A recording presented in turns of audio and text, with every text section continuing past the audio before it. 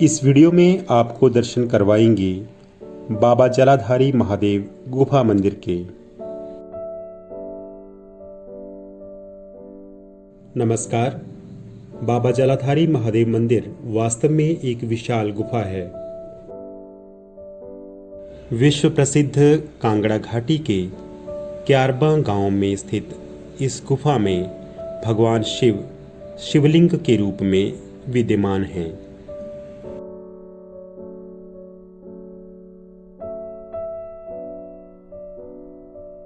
बाहर से देखने पर कल्पना भी नहीं की जा सकती कि पहाड़ के भीतर इतनी विशाल गुफा होगी।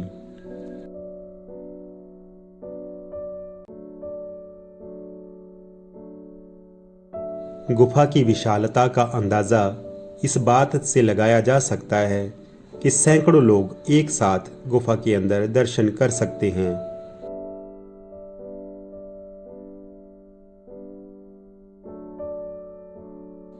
इस गुफा मंदिर तक पहुंचने के लिए धीरा से 10 किलोमीटर, परौर से 20 किलोमीटर, पालमपुर से 30 किलोमीटर और कांगड़ा से लगभग 45 किलोमीटर की यात्रा सड़क मार्ग से करनी पड़ती है।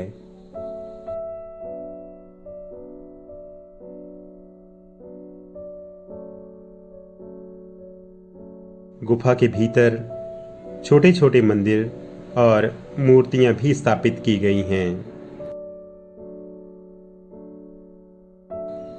मंदिर का फर्श भी पक्का और समतल किया गया है। वैसे तो पहाड़ों में किसी गुफा का होना आम बात है, परंतु इतनी विशाल गुफा इस क्षेत्र में अन्यत्र मौजूद नहीं है।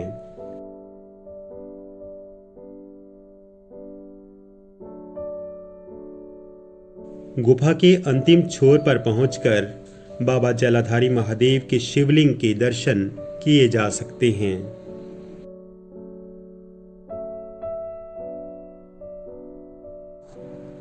मंदिर के पुजारी बताते हैं कि शिवरात्रि, जन्माष्टमी और अन्य धार्मिक अवसरों पर भंडारों का आयोजन भी मंदिर में किया जाता है। इन विशेष अवसरों पर हजारों की संख्या में श्रद्धालु मंदिर पहुंचते हैं।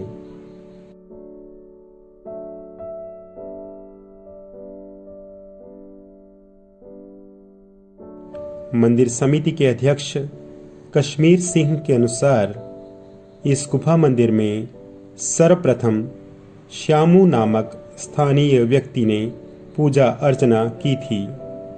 जो पुराने समय की बात है, एक से नाम करके आदमी जो पीछे उसके भागा, वो भागते भागते मंदिर शिवलिंग के पास में जहाँ एक गुफा है, गुफा ऊपर चला गया।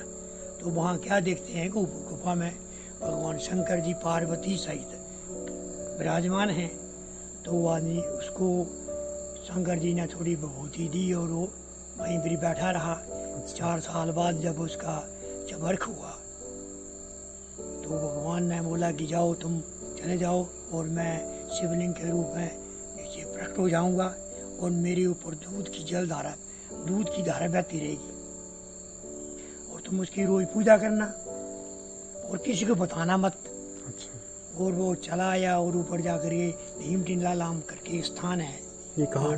भीम टिल्ला कहाँ जैसे है ये ऊपर पहाड़ पर। अच्छा, यहीं पे ऊपर है। अच्छा जी। तो वहाँ पर वो अपने मुरली बजाने लगा। अच्छा। तो उसकी माँ बोलने लगी, तो मेरी लड़के जैसा मुरली बजा रहा है जी। तो लोग फिर उसको देखने के लिए आए। तो वो वहाँ पर उसका जो साधु स्वरूप था उसको लोग घर को ले गए। अच्छा। पूछा तू कहाँ था, तो बताए ना किसी को। और कुछ दिनों के बाद जब लोग इधर आए तो भगवान के ऊपर वो शिवलिंग प्रकट हो चुका था। उसके ऊपर वो दूध की धारा निरंतर बह रही थी। तो कुछ समय के बाद यहाँ पर एक कुछ लोग आए, उन्होंने वहाँ पर खीर बना ली और तब से ये जल के रूप में परिवर्तित हो गया। अच्छा। और अब ये जल की धारा जो है वो निरंतर बहती रहती है। कथा के अनुसार जंगली जानवरों के भय से भागता हुआ श्यामू इस गुफा में प्रवेश कर गया। गुफा के भीतर उसने देखा कि एक महात्मा तपस्या में लीन हैं और बहुत से जंगली जानवर उनकी सेवा कर रहे हैं। श्यामू भी महात्मा की सेवा करने लग पड़ा। इस प्रकार लगभग 4 वर्ष बीत गए। एक दिन महात्मा ने श्यामू से पूछा कि क्या उसे कुछ याद है। तब श्यामू ने कहा कि उसे पिछला कुछ भी याद नहीं। महात्मा ने उसे फिर से गुफा के ऊपर स्थित भीम टिल्ला भेज दिया। श्यामू जब भीम टिल्ला पर बांसुरी बजाने लगा तो उसकी मां ने उसकी बांसुरी की धुन को पहचान लिया। मां ने अन्य परिवारजन से भी ये बात साझा की। संयोग से उसी दिन श्यामू का चातुर्वार्षिक श्राद्ध घर में मनाया जा रहा था।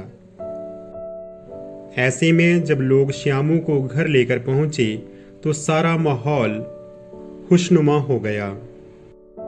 श्यामू ने गुफा का रहस्य सबके साथ साझा किया। श्यामू को महात्मा ने जैसा बताया था वैसा ही हुआ। गुफा में अब शिवलिंग स्थापित हो चुका था। वे महात्मा स्वयं भगवान शंकर थे।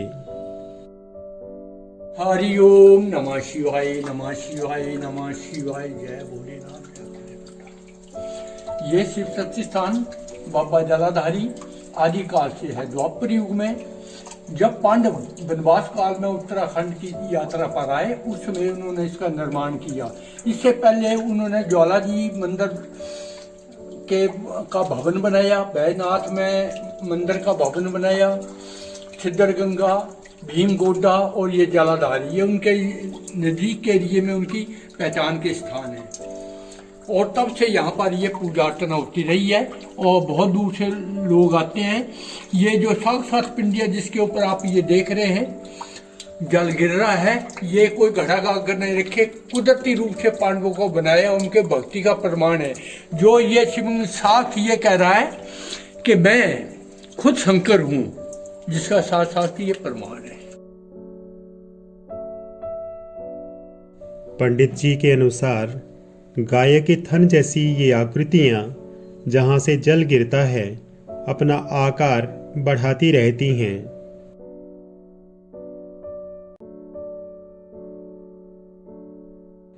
गुफा का ये अंतिम छोर अत्यंत शीतल है।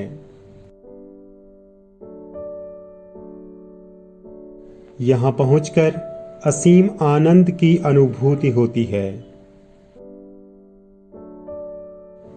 ऐसा माना जाता है कि प्राचीन समय में जल के स्थान पर दूध गिरा करता था। इस दूध से खीर आदि बनाना वर्जित था, परंतु अज्ञानतावश कुछ यात्रियों ने इस दूध से खीर बना ली और उसके उपरांत दूध की जगह जल गिरने लगा।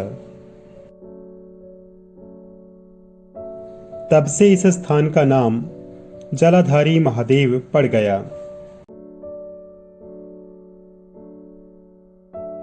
ये गुफा मंदिर वास्तव में किसी आश्चर्य से कम नहीं है।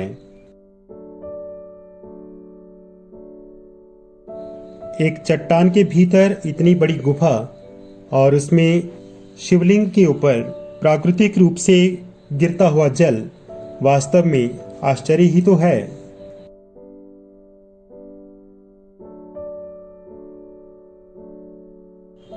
शिवलिंग पर लगातार टपकती हुई जलधारा से जो पानी एकत्र किया जाता है, उस पानी से श्रद्धालु स्नान करते हैं। मान्यता है कि इस जल से स्नान करने पर विभिन्न रोग दूर होते हैं।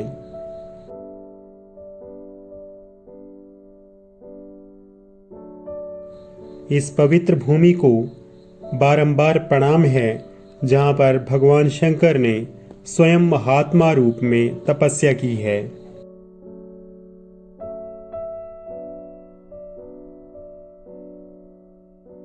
ओम नमः शिवाय।